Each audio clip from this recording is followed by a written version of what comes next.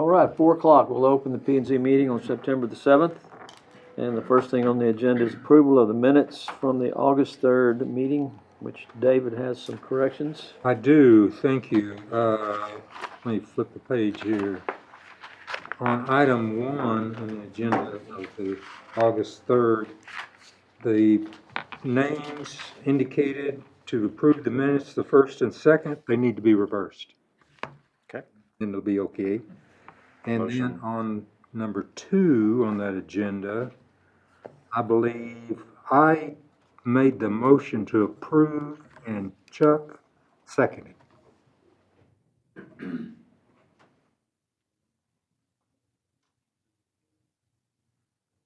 Okay, I'll make note of those. Right, so given those corrections, I will approve the minutes with those corrections. We have a motion to approve the minutes. Do we have a second? I'll second. Motion is second, all in favor? All right, motion passes. We're gonna move on to 2A, final plat, Comanche Trace. Drew? The final plat for Comanche Trace 12B, a 15.18 acre tract of land located in the William Watt survey number 65. And here's this plat for you. Again, this is the second part of phase 12. They have completed their infrastructure with engineering, and staff recommends the plat for approval as presented. Anybody have any questions or comments on that? All right, if no questions or comments, then I'll entertain a motion to approve the final plat for Comanche Trace Phase 12B. I'll move to approve the final plat for Comanche Trace Phase 12B. We have a motion to approve, and do we have a second? I'll second. We have a second? All in favor, raise your hand. Motion passes. Thank you. We're gonna get into 3A, which requires a public hearing. This is a resolution to allow a conditional use permit for an independent living facility for seniors on .53 acres of land at 2916 Memorial Boulevard. With that, I'll actually let our applicant introduce the project. If you want to say a few words about it. Rick Perry. This is a project that we received a CUP for earlier in the year, and it expired. So we have, we're reapplying for the conditional use permit, and we've changed the layout of the project a little bit so it's more conforming for the fire marshal and for parking, for requirements of the city and so forth. But this is a over 55 age senior living, long-term living situation where the residents will rent these. We're going to also provide some kind of nursing assistance to these residents if needed on a process where we'll have a well check for them. Also some ancillary services. My office, which is Caring Senior Service on the front of this piece of property, also can offer some services if these residents need that, but it will be defined as independent living, so they will be independent to do their own transportation, shopping, you know, whatever they need to do to come and go as they please, but we'll offer these additional services for them if needed. It fits with the model of a business that I've been in for 20 years now. Just another option for seniors to have a place to live and have a private little community of their own.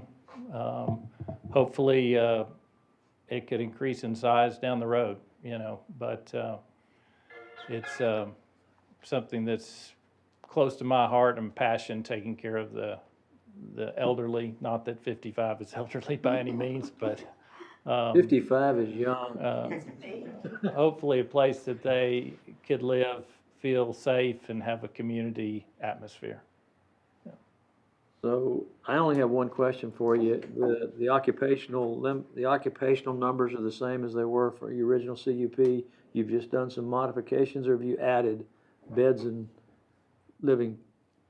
Originally, I think we had 8 units, and we have 9 units in this application process. So instead of the units being separate, as you'll notice, like 2A, 3A, 4A, 5A are more of a duplex type layout, which just allowed us to condense the area and have fewer foundations, that sort of thing for building. Okay, that was my only question. Anybody have any questions? I had one related to parking. You know, the first peek at this, I thought, wow, that looks kind of congested. Is there any possibility of perhaps moving some of these parking places out front, closer to the highway, and kind of free up some of the space back there? That was talked about on the previous okay. application, that's a possibility. These residents will be limited to 1 vehicle. Okay. So it's not, But you have staff coming in, and they'll take some of these parking. well, no. No? There won't be staff coming in. I mean, if we had anybody that was offering services, we would have them park out front. Yeah, like visiting nurses. Yeah. Yeah. They help for the people with their daily living. Yes, sir. Okay. So you kind of manage, in addition to your business, you're kind of managing this to make sure everything, people that come in to go do some things, they're gonna know where they need to be. Absolutely. Yes. It'll be very hands-on. I mean, And I'm assuming it just meets all the parking requirements for the beds and bedrooms, Drew? One other question I had, what kind of services are you gonna be able to provide? For instance, a central kitchen or laundry facilities, or is that all independent in the individual units? in the units, they have a kitchen area, they'll have a bathroom area. My plan is to take a corner of my office and turn it into a laundry Okay. area Okay, for them to be able to use, so they wouldn't have to go out to do laundry. right. I don't have anybody signed up to speak, but I'm gonna open the public hearing on this at 4:07. We were just concerned, Would you stand up, oh, ma'am? yes. Tell us who you are. My name's Dolores Cordova, and I live around there. And my concern is, instead of having this facility there, could it be moved somewhere else and maybe have, just single home family, we have so many young people coming in and there's no housing for them. And we have a lot of facilities on Bandera Highway that are coming up. Could that be a possibility? Well, I mean, anything's a possibility, but the person that owns the property makes that decision. And as Right. long as he meets all the requirements, and we have no reason to, I've gotten no notices from anybody that were notified about the conditional use permit to come and speak, so I assume there's no opposition to this. I understand, we deal with that all the time, and you are correct. The new Lennar project over there, they're coming online now, the less, more affordable homes. There's a couple of other little small projects that are coming online out off Harper Road, but you're right, we desperately are going to need that. But that's dictated by the market and by the property owners, not by the city. And it does look a little congested. That means a lot of older people there, and it just doesn't, in my view, it doesn't seem feasible, but, Thank you. Mhm. Yes, sir.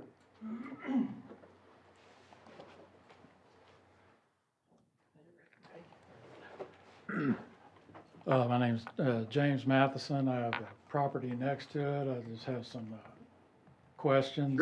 Sure. Like, how far off the property line are they gonna be? There are setback requirements for the property line. Drew can tell you what that is for this particular, but they are required to meet all setback requirements. Yeah, the site plan is proposed 5 foot of setback for that fire separation. And what kind of a, 'cause kind of enjoy my privacy, next Yes, sir. door. you know, we just got that hedge between us, what are you gonna do about? It'll be Yeah. a privacy fence. Oh, okay, you gonna Around it. take down that hedge or what? That will be determined by utilities, where they're gonna come in. And how big are these units? The duplexes will be approximately 800 square feet. It looks like looks like that's gonna be a lot of digging up and stuff in there, a lot of construction going on back there. Well, to build, yeah, Yeah, I would think. right. But we've got engineers working on it, you know, as far as the, any, you know, drainage issues, that sort of thing will be addressed. And how does this affect like the taxes or anything like that? Well, it doesn't affect your taxes, I mean, you know, But when this, everything affects our taxes. well, anything that comes on, and we're not getting into that because the only decision we have to make here is whether or not to approve the conditional use permit for the use. So beyond that, really, it's not even a discussion that we probably should have. So if we're not agreeing to this being built, who do we speak to? You're doing it right now. If you're opposed to this, you can stand up and say, I'm opposed to the approval of this conditional use permit. Yes, Yes, we're opposed, yeah. Okay? Yeah, it looks like, That's a lot of people in one small area. yeah, it goes from being pretty quiet back there to Yeah, 'cause we being live on pretty the other busy. side. Okay, well, thank you very much. We understand. Again, our position here is to evaluate the merits of the request for the conditional use permit. Wants to be done there, and that's a residential area, and that's a residential use. And also, that being said, once this decision is made at this level right here, it still has to go to the city council for approval, and if you don't agree with whatever decision is made, you can go to the council meeting and express your opinions there as well. So if we have no one else, I'm gonna close the public hearing at 4:12. Okay. Current property is zone C2, along with the rest of that strip of Memorial Boulevard. It does back up to another property that's commercial. Then you get into the R2, the medium density neighborhood. All of this area is considered transitional residential, which just means it's a variety of, Correct. of neighborhood and development up to multifamily, which this would be considered multifamily project. Again, there's the site plan that Mr. Perry has been working with the fire marshal's office. That's part of what drove the change to the site plan that we're bringing before you from the previous conditional use permit. And I do have 2 conditions in your backup, and I'd like to add a third condition, or recommend a third condition. First, that it be tied to the site plan. Number 2 is it meets the minimum parking consistent with the multifamily project. And I'd like to add a third that the timeline for the conditional use permit expiration does not begin until we come out of stage 4 water conservation measures. Should, Because at this point, they could not pull a commercial building permit. So we don't want to hold that against the project because there is a timeline by code. So I'd like to recommend that condition as well.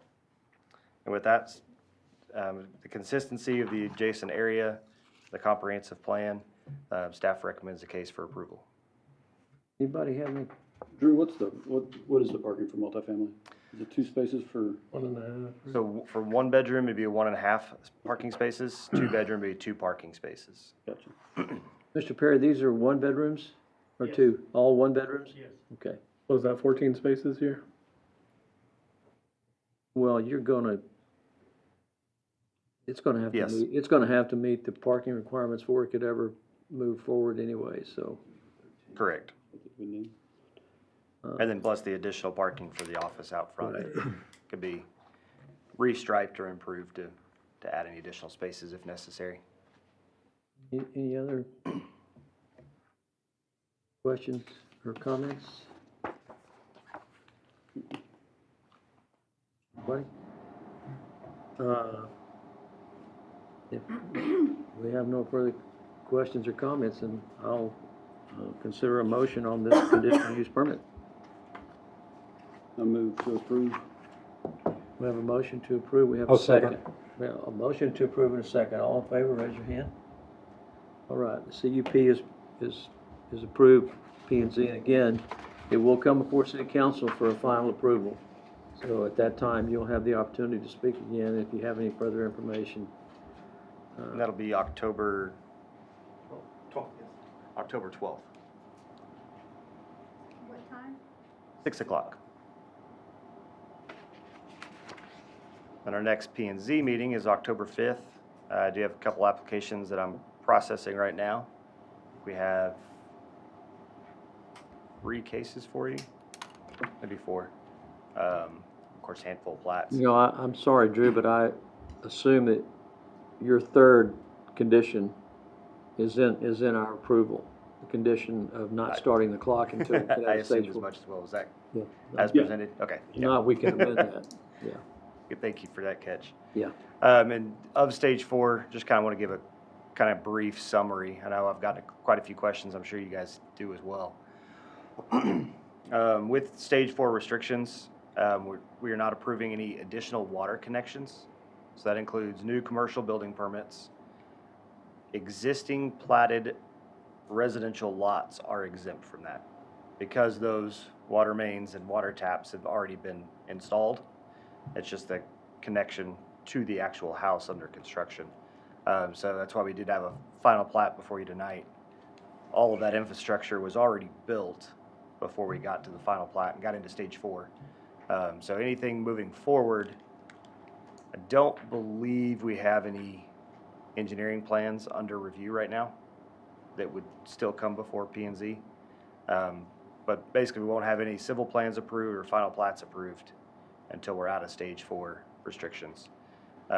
Like the CUP and zone changes, all of those can keep coming forward and going through their entitlement and planning efforts. But we won't actually allow any new connections until that stage 4 restrictions are lifted. So hence the condition today for this new project, since it is multifamily is considered non-residential because it's commercial account. Those permits won't be able to be issued until we get out of stage 4. Sure. So All commercial permits, or is it just your water hookup that you can't get? any new connection. So if it's a commercial remodel, no issue there. Additions, kind of iffy, just because we don't know how much of an expansion of service we're talking about. Mhm. No new pool permits, anything where we're expanding that water usage, are on hold for right now. Okay. So,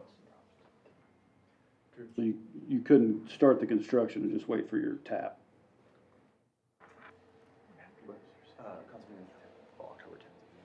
correct. Okay. Yep. And excuse me, it's October 10th, not the 12th. My apologies. For city council. So you're not, there's no new construction that would require water use, even though you may not be hooking up yet. Right.